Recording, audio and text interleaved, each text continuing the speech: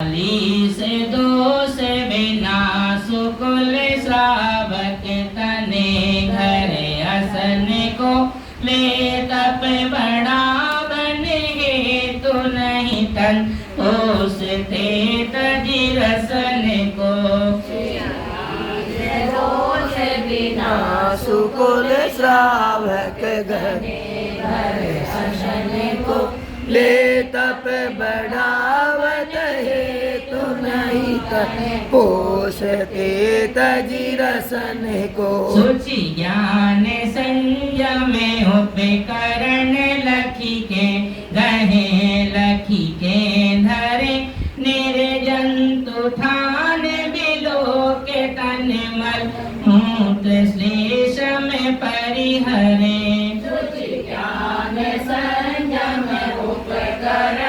लखी के गए लखी के दरे निर्जंतु तान विलोक तन मल मूत्र शेष परिहरे 46 दोष बिना सुकुल श्रावक तने घर असन को ले तप बढ़ावन हेतु नहीं तन पोसते तजी रसन को सुचि ज्ञान संयम उपकरण लखी के गहे लखी के धरे निर्जंतु खान बिलो के तन मल मूत्र श्लेष में परिहरे दोष बिना श्रावक तने घर को दे तप बढ़ावन हेतु नहीं तन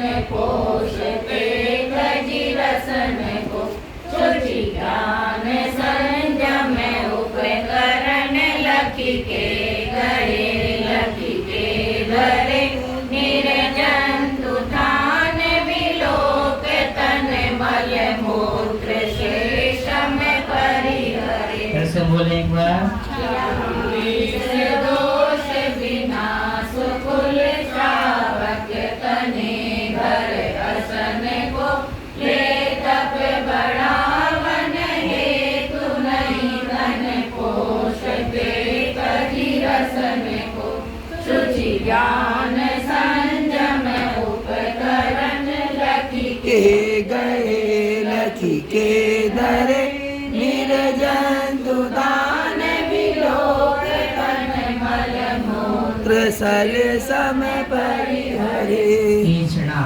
तीक्ष्णा का मतलब होता है आहार ग्रहण करना। और आहार ग्रहण में भी कितने प्रकार के दोष हैं। हम जो भोजन करते हैं हम वो भोजन शरीर को पुष्ट करने के लिए करते हैं, लेकिन मुनिराज का जो भोजन होता है तो यहाँ पर क्या बता रहे हैं कि 46 दोष बिना, अर्थात कि आहार के 46 दोष होते हैं। कौन कौन से? 16 तो होते हैं, क्या कहते हैं उसको, उत्पादन, और 16 होते हैं इनके, एक मिनट को बताता हूँ, हाँ 16 उद्गम होते हैं, 16 उत्पादन होते हैं, 10 आहार संबंधी होते हैं और 4 होते हैं उसके पकाने संबंधी। तो ऐसे प्रकार से जो 46 दोष हैं उत्पादन के, उद्गम के, आहार संबंधी और उसको पकाने संबंधी दोष होते हैं। इस प्रकार के 46 दोषों के बिना कहाँ पर? सुकुल, अर्थात कि अच्छे कुल वाले के यहाँ, ऐसे नहीं किसी भी घर में चले जाएं, अच्छे कुल वाले जो अच्छे कुल में उत्पन्न हुए हैं ऐसे व्यक्तियों के यहाँ श्रावक तने, ऐसे श्रावक के यहाँ घर असन को, अर्थात कि आहार लेने के लिए जाते हैं। क्यों? ले तप बढ़ावन, जो आहार है वो क्यों लेते हैं? तप बढ़ावन, तप को बढ़ाने के लिए लेते हैं, ना कि तन पोषते, तन को पोषण करने के लिए नहीं लेते। और वो भी कैसे लेते हैं? तजी रसन को, रसों का त्याग करके लेते हैं। समझ में आ रहा है? 46 दोष बिना, 46 दोषों से रहित सुकुल अच्छे कुल वाले श्रावक तने, श्रावक के घर पर असन को अर्थात की आहार को जाते हैं। क्यों जाते हैं? ले तप बढ़ावन, वो आहार तो तप को बढ़ाने के लिए लेते हैं। अगर आहार नहीं लेंगे तो उनका शरीर चलेगा नहीं, और शरीर नहीं चलेगा तो वो तप भी नहीं कर पाएंगे। संयम को और तप को बढ़ाने के लिए उनको आहार लेना पड़ता है। नहीं पोषते तजरसन को, अर्थात कि रसों का त्याग करके आहार लेते हैं, ना कि अपने शरीर का पोषण करने के लिए। वो ये नहीं सोचते कि हमारा शरीर अच्छा हो जाएगा, हट्टा कट्टा हो जाएगा, अच्छा दिखेगा, ऐसा सोच के आहार नहीं लेते हैं। वो तो तप बढ़ावन, तप को बढ़ाने के लिए आहार लेते हैं। ये कौन सा हो गया उनका?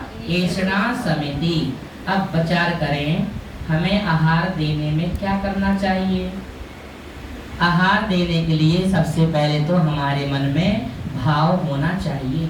भाव कैसे हैं? कोई मुनिराज अगर नगर में आए हैं तो उनके प्रति मन में श्रद्धा हो। श्रद्धा कैसी? कोई चौका लगाए अथवा ना लगाए, मुझे तो चौका लगाना है। मंत्री जी बोल के गए हैं, भैया आप चौका लगा लेना।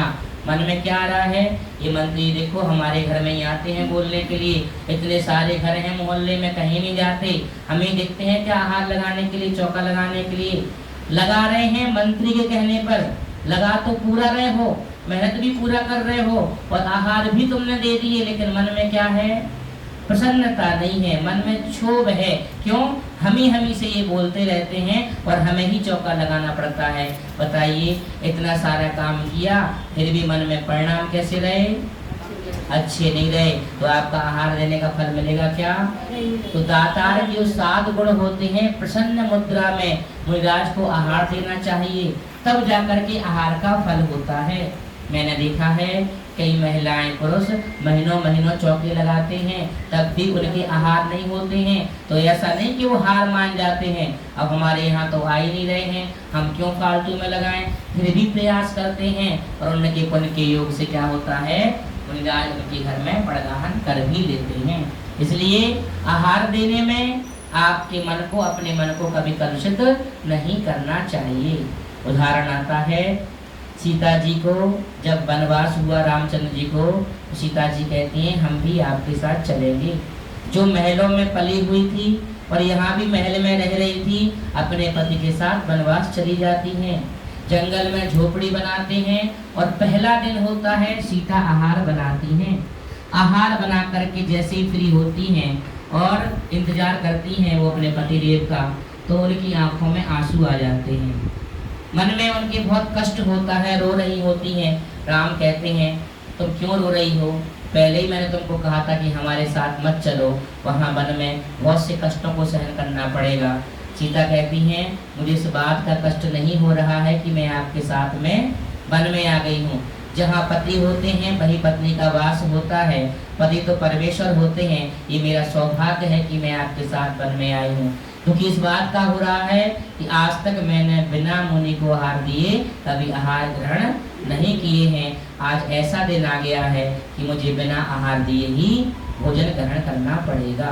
ऐसा सोच ही रहे थे कि देखते हैं आकाश मार्ग से 2 धारी मुनिराज जा रहे होते हैं आहार का समय देख करके, और देखते हैं बीच जंगल में एक कुटिया बनी हुई है, वहीं पर उतर जाते हैं और सामने खड़े हो जाते हैं।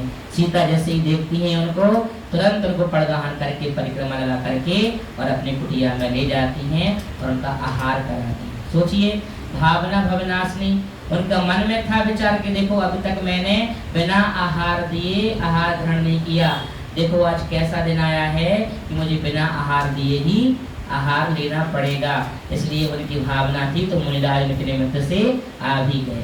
तो जो लोगों की मन की भावनाएं अच्छी होती हैं, कुटिया में भी मुनिराज आ जाते हैं, और भावनाएं अच्छी नहीं होती हैं तो हाँ, तो महलों में भी नहीं आते हैं। इसलिए अपने मन को अच्छा रखें और जब भी चौका लगाएं पूरे मन से दाता के जो 7 गुण हैं उन 7 गुणों से युक्त होकर के आहार देना चाहिए। और मुनिराज भी ऐसा नहीं, आप यहाँ आहार लेने के लिए रुचि से आ रहे हैं, उनकी मजबूरी है, क्यों शरीर नहीं चलेगा तो तप भी नहीं कर पाएंगे, इसलिए उनको आहार लेना पड़ता है।